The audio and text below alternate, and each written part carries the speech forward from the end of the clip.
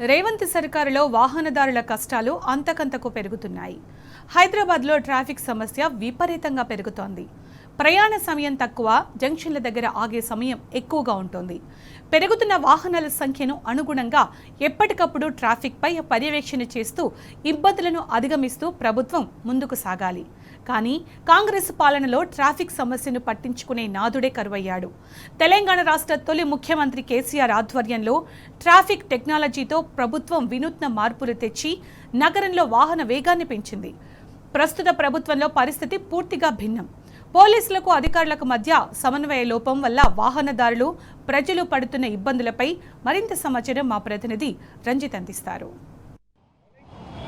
తెలంగాణ తొలి ముఖ్యమంత్రి కేసీఆర్ ఆధ్వర్యంలో హైదరాబాద్ నగరాన్ని భారతదేశంలో అగ్రగామిగా నిలిపితే కాంగ్రెస్ ప్రభుత్వం ఏర్పడ్డ 2.5 సంవత్సరంలో హైదరాబాద్ నగరంలో అభివృద్ధి శూన్యం. ముఖ్యంగా చూసుకున్నట్లయితే ట్రాఫిక్ కష్టాలు అనేది కూడా ప్రజలకు తప్పరపెట్టలేదు. వాహనదారులు బయటికి వెళ్ళాలంటే, ఉదయం వెళ్ళాలన్నా సాయంకాలం వెళ్ళాలంటే రద్దీతో కూడా నరకయాత్ర వేస్తున్న పరిస్థితి కనబడుతుంది. ముఖ్యంగా చూసుకున్నట్లయితే హైదరాబాద్ నగరంలో అభివృద్ధి పేరిట ఎక్కడ చూసినా కూడా రోడ్లని పలకొట్టడం, అభివృద్ధి పేరిట ఒక దశ లేకుండా, ఒక ప్రణాళిక లేకుండా, ప్రత్యామ్నాయ మార్గాలు లేకుండా కూడా రోడ్లన్నీ కూడా పలకొట్టడం, హైదరాబాద్ నగరానికి నడిబొట్టునటువంటి బంజారా హిల్స్ లాంటి ఏదైతే ప్లేస్లు ఉన్నాయో అలాంటి ఆ ప్లేసులలో కూడా చెట్లని నరికివేత కార్యక్రమం చేయడం, రోడ్లన్నీ కూడా తవ్వకాలు పెట్టడం, దానికి ప్రత్యామ్నాయ మార్గాలు లేకపోవడం వల్ల ప్రజలందరూ ఎక్కడికక్కడికి ఇబ్బందులు పడ్డం, వాహనదారులు బయటికి వెళ్ళాలంటే నరకయాత్ర చేస్తున్న పద్ధతులు కనబడుతున్నాయి. ముఖ్యంగా చూసుకున్నట్లయితే హైదరాబాద్ నగరానికి ఒకవైపు బంజారా హిల్స్ లాంటి సెంటర్లు కావచ్చు, మరి చూసుకున్నట్లయితే ఉప్పల్ లాంటి పరిసర ప్రాంతాలు కావచ్చు, కూకట్పల్లి, మియాపూర్, ఇటు పోయినట్లయితే గచ్చిబౌలి లాంటి ఐటీ క్యాడర్లో కూడా వాహనదారులు ఎక్కువగా ఉంటారు. ఉదయం సమయాలలో, సాయంకాలం సమయాలలో కూడా రద్దీగా ఎక్కువగా ఉంటుంది. కానీ వీటికి ప్రత్యేక మార్గాలు లేవు. అభివృద్ధి శూన్యం. అభివృద్ధి చేస్తున్నామని చెప్పేసి రోడ్లను కూడా పలకొడుతున్నారు. ప్రస్తుతానికి మనం విజువల్లో చూసుకున్నట్లయితే దాదాపు వాహనదారులు కూడా దాదాపు కిలోమీటర్ వరకు కూడా మనం విజువల్లో చూసుకున్నట్లయితే 1 కిలోమీటర్ వరకు కూడా ఇబ్బందులు పడుతూ ప్రత్యామ్నాయాలు పెడుతున్నది. కానీ చూడండి, ఇప్పుడు మనం మాట్లాడే ప్రత్యేకంగా ఎలా ఉంది ట్రాఫిక్, ప్రజలు చూస్తే బీభత్సంగా ఉంది సార్. ఇక చూడండి, ఇక పాపం కాళ్ళు చాలా నొప్పులు ఉంటాయి. ఇంత ట్రాఫిక్ ఎట్లా చేయాలి? ఇప్పుడు ఇది మధ్యాహ్నం ఇది ఒకటి రోడ్డు స్టార్ట్ చేస్తారు, ఎట్లా చేస్తారు సార్? ఏం చెప్పాలి సార్? ఇది ఎక్కడ చూసినా ట్రాఫిక్, ఇది చారణలు ఈ వేసుడు చాలా ఇది అయిపోతుంది సార్. ఇది అంటే కుటుంబంతో కలిసేసి ఒక హాస్పిటల్కు వెళ్ళాలంటే వాళ్ళకు సమయం కూడా పడుతుంది.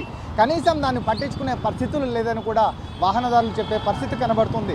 ఇకపోతే హైదరాబాద్లో ఒక ఐటీ క్యాడర్ అంటే గచ్చిబౌలి కావచ్చు, హైటెక్ సిటీ కావచ్చు, మాదాపూర్ సాఫ్ట్వేర్ ప్రాంతాల్లో చూసుకున్నట్లయితే అక్కడ ఏదైతే వాహనదారులు ఉదయం సాయంకాలం సమయాలలో కూడా వాళ్ళ ఉద్యోగాలకు వెళ్ళేసి వచ్చే పరిస్థితులు ఉంటాయి. కానీ వాహనదారుని అడిగే ప్రయత్నం చేస్తాం.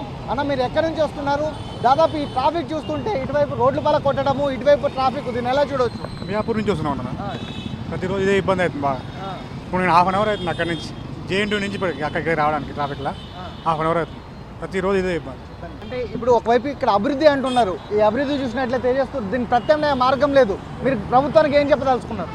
వచ్చిన కాంచి ఒక్క అభివృద్ధి లేదు. కాంగ్రెస్ ప్రభుత్వం వచ్చిన తర్వాత నుంచి ఒక్క అభివృద్ధి కానీ ఇలాంటిది ఏమీ లేదు. గతంలో ఎలా ఉంది? గతంలోనే బాగుండే, కేసీఆర్ ఉన్నప్పుడు బాగుండే. అభివృద్ధి ఇలాంటిది ఏమి ఇది అని అంటే వాహనదారులు కనీసం 1 కిలోమీటర్ వరకు ప్రయాణించాలి అంటే గంటల తరబడి కూడా సమయం పడుతుంది. దాదాపు 2 కిలోమీటర్ల దూరానికి అరగంట సమయం పడుతుందని చెప్పిన పరిస్థితులు కనబడుతున్నాయి. ఇకపోతే దీనికి మనం విజువల్లో చూసినటువంటిది ఏదైతే ఉందో, రోడ్డు తవ్వకాలను ఏర్పాటు చేసి ఆ ప్రణాళికలు సిద్ధం చేసి కూడా ఆ రోడ్లను మార్గాలను చేస్తున్నారు. కానీ దీనికి ప్రత్యామ్నాయ మార్గాలు లేకపోవడం, దాంతోపాటుగా ఎక్కడ వేసిన గొంగలి అక్కడే ఉండడం, అంటే ఓన్లీ తూతూ మంత్రంగా వచ్చేసి అభివృద్ధి పనులకు శంకుస్థాపనలు చేయడం, దాంతో పాటుకు వచ్చేసి రోడ్లన్నీ పలకొట్టడము, ప్రజల్ని ఇబ్బందులు పెట్టడం, ఇదే ప్రభుత్వం యొక్క పాలన. ఇకపోతే మనం దాదాపు విజువల్లో చూసినట్లయితే 1 కిలోమీటర్ మేరకు కూడా ట్రాఫిక్ జామ్ ఉంది. ఒక హైవే మీద సాయంకాలం 8 గంటలకు 9 గంటల అయినట్లయితే హైదరాబాద్ నుంచి ఇతర ప్రాంతాలకు వెళ్ళడానికి వచ్చేసి ఆ వెహికల్స్ రావడము, బస్సులు రావడం కూడా ఎక్కువగా ఉంటుంది. ఇకపోతే ఒకవైపు ఈ హైవేని చూసుకుంటే మరోవైపు ఐటీ కార్డ్ అనేటువంటి గచ్చిబౌలి కావచ్చు, రాయదుర్గం కావచ్చు, హైటెక్ సిటీ, మాదాపూర్ ప్రాంతాలలో సాయంకాలం సమయంలో ఏదైతే రోడ్లు ఉన్నాయో ఇప్పటికే కూడా హైటెక్ సిటీ ఏరియాలలో దాదాపు బయటికి రావాలంటేనే సామాన్యులు 3 గంటల 4 గంటల సమయం పట్టే ఆ ప్రాంతాల్లో కూడా రోడ్లు డ్యామేజ్ చేసి ప్రజల్ని ఇబ్బందులు పెడుతున్నారు. మరోవైపు బంజారా హిల్స్ లాంటి ప్రాంతాల్లో చూసుకున్నట్లయితే ఆ ప్రాంతాల్లో కూడా రోడ్లన్నీ పలకొట్టేసి దాంతోపాటుగా ఎన్నో సంవత్సరాలుగా ఉన్నటువంటి పర్యావరణ ప్రేమికులు ఏదైతే చెట్లను ప్రేమిస్తారో అలాంటి చెట్లను కూడా కూల్చేసినటువంటి ప్రభుత్వం, అంటే కనీసము చెట్లను పెంచడం లేకపోయినా ఉన్న చెట్లను కూల్చేసే రాష్ట్ర ప్రభుత్వం పైన ఎవరు ఫిర్యాదు చేసినా దాన్ని పట్టించుకోకపోవడం, సుప్రీంకోర్టు హైకోర్టులు స్టేలు ఇచ్చినా కనీసం ఆ స్టేని పట్టించుకోకపోవడం అనేది కూడా ప్రతి ఒక్కరూ చెప్పే పద్ధతులు కనబడుతున్నాయి. గతంలో ఏదైతే బీఆర్ఎస్ పార్టీ ఉన్నటువంటి ఆ రోజులో చేసినటువంటి ఇనాగ్రేషన్స్ కావచ్చు, అభివృద్ధి కావచ్చు, దానికి సంబంధించిన పనులు పూర్తి అయితే దానికి రిబ్బన్ కట్ చేయడానికి మాత్రము రాష్ట్ర ప్రభుత్వానికి సంబంధించినటువంటి మంత్రులు వస్తున్నారు తప్పితే అభివృద్ధి అనేది కూడా శూన్యం. విజువల్లో చూసినట్లయితే దాదాపు బస్సెస్ కావచ్చు, దాంతోపాటుగా వాహనాలు ఏదైతే బస్సులతో పాటుగా లారీలు కావచ్చు, దాంతోపాటుగా 2 వీలర్ 4 వీలర్ లాంటి వాహనాలు కావచ్చు, దాదాపు ఈ రద్దీ అనేది సాయంకాలం 4 గంటల నుంచి రాత్రి 11-12 గంటల వరకు ఇదే రద్దీ ఉంటుంది. ఈ రద్దీ గురించి పట్టించుకునే నాదుడు లేకపోవడం అనేది కూడా ఈ ప్రజలు పడుతున్నటువంటి ఇబ్బందులకు ప్రశ్నార్థకంగా ఉన్నట్టుగా కూడా ఏదైతే ఇటువైపు ట్రాఫిక్కి సంబంధించినటువంటి వాహనదారులు చెప్తున్న పరిస్థితి కనబడుతున్నాయి. ప్రశ్నించే అటువంటి ఏదైతే సోషల్ మీడియాలో ఉన్నటువంటి వ్యక్తులు కావచ్చు, దాంతోపాటు ప్రశ్నించే వాళ్ళపైన కేసులు పెట్టడమే ఒక టార్గెట్గా చేస్తున్నారు, భయభ్రాంతులకు గురి చేస్తున్నారు తప్పితే ట్రాఫిక్ నరకాన్ని మాత్రం ఎవరూ పట్టించుకోవట్లేరు. దాదాపు మనం విజువల్లో చూడొచ్చు. మీరు ఎక్కడి నుంచి వస్తున్నారు, ఎంత టైం పట్టింది మీరు ఇక్కడ రావడానికి? మేము నిజంపేట నుండి వస్తున్నాం. ఎలా ఉంది ట్రాఫిక్? ఫుల్గా ఉంది. అర్ధగంట పట్టింది, అర్ధగంట హాఫ్ అన్ అవర్ పట్టింది. ఎక్కడ నుండి? నిజంపేట నుండి. నిజాంపేట నుంచి. ఓకే, అంటే గతంలో ఎట్లుంది, ఇప్పుడు ఎట్లున్నాయి రోడ్లు? కానీ గతంలో బాగానే ఉంది, ఇప్పుడు రోడ్లే బాగాలేవు. ఏం చెప్పాలనుకుంటున్నారు ప్రభుత్వానికి? ప్రభుత్వానికి ఏం చెప్పాలనుకుంటున్నావు, కొంచెం క్లియర్ చేస్తే బాగుంటుంది అనుకుంటున్నాను.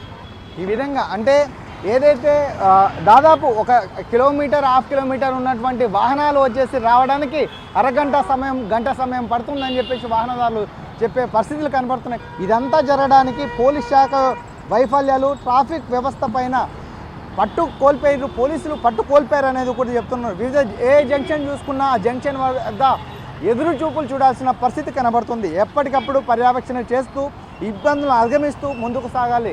గతంలో వచ్చేసి ప్రణాళికల ప్రకారం అండర్ పాస్లు, ఫ్లైఓవర్లు నిర్మించేసి ప్రజలకు ట్రాఫిక్ నియంత్రించడానికి ఎలాంటి ప్రణాళికలు కావాలి అనే ఒక దిశానిర్దేశం చేసి ఆనాటి మున్సిపల్ అండ్ ఐటీ శాఖ మంత్రిగా ఉన్నటువంటి తారక రామారావు అన్ని అభివృద్ధి కార్యక్రమాలు చేస్తే కనీసం పట్టించుకునే నాదుడే కరవేడు.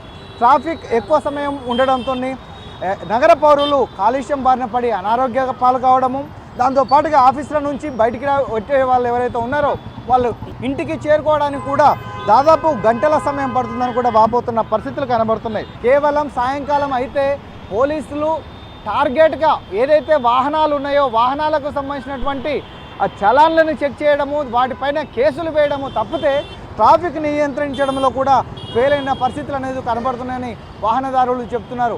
ఒకవైపు జిహెచ్ఎంసీ అధికారులు కావచ్చు, మరోవైపు ట్రాఫిక్ లా అండ్ ఆర్డర్ పోలీసుతో పాటుగా ట్రాఫిక్ పోలీసులు కావచ్చు, కనీసం ఈ సాయంకాలం అయితే ఆ ట్రాఫిక్ అనేది ఏ విధంగా నియంత్రించాలనేది ఆ లోపం వల్లనే కూడా ఇంత జరుగుతుందని కూడా చెప్తున్న పరిస్థితులు కనబడుతున్నాయి.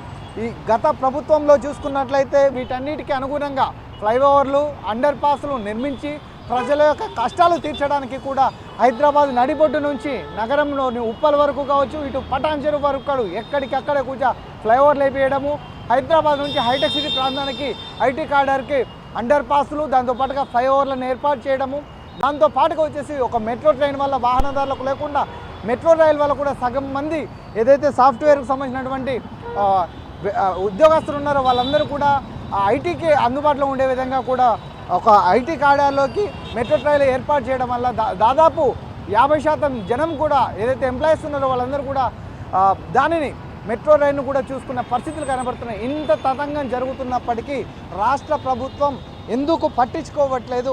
ముఖ్యమంత్రిగా, హోంశాఖ మంత్రిగా, మున్సిపల్ శాఖ మంత్రిగా ఉన్నటువంటి రేవంత్ రెడ్డి పాలన ఏంటిది అని కూడా ప్రతి ఒక్కరూ ప్రశ్నిస్తున్న పరిస్థితులు కనబడుతున్నాయి. ఇప్పుడు మనం విజువల్లో చూసుకున్నట్లయితే రోడ్డు తవ్వినటువంటి ఏదైతే ఈ డంపింగ్ ఉందో ఈ డంపింగ్ని తీసుకొచ్చి ఆ ప్రత్యామ్నాయ మార్గాలు చేసినట్లయితే ఈ డంపింగ్ అంతా కూడా బయటికి పోవడం వల్ల ట్రాఫిక్ అంతా దాదాపు కొద్దిగా ఫ్రీ అయ్యే పరిస్థితి ఉంటుంది.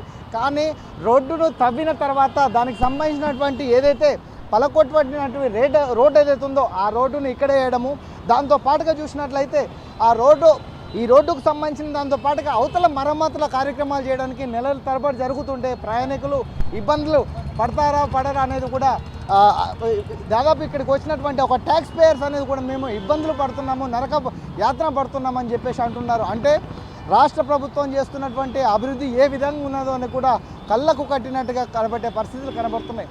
ఇకపోతే రాష్ట్ర ప్రభుత్వం కావచ్చు, దాంతోపాటుగా ఏదైతే హైదరాబాద్ నగరంలో ఉన్నటువంటి మొత్తం రద్దీ సాయంకాలం కావచ్చు, ఉదయం కాలంలో కావచ్చు, ఉదయం 9 గంటల నుంచి మధ్యాహ్నం 12 గంటల వరకు, దాంతోపాటుగా సాయంకాలం 4 గంటల నుంచి రాత్రి 10 గంటల వరకు బయటికి వెళ్ళాలంటే భయభ్రాంతులకు గురవుతున్నారు హైదరాబాద్ నగర వాసులు. ప్రయాణికులు ఒకవైపు వాళ్ళు వెళ్ళడంతో పాటుగా వాహనదారులు బయటికి వాహనాలను తీయాలంటే ఇబ్బందులు పడే పరిస్థితి కనబడుతుంది. కేవలం ర్యాపిడోకి సంబంధించినటువంటి వాహనాలు కూడా వాళ్ళకి ఇచ్చినటువంటి డ్యూరేషన్ కంటే ఎక్కువ సమయం పడుతుందని ఇబ్బంది పడుతున్నారు.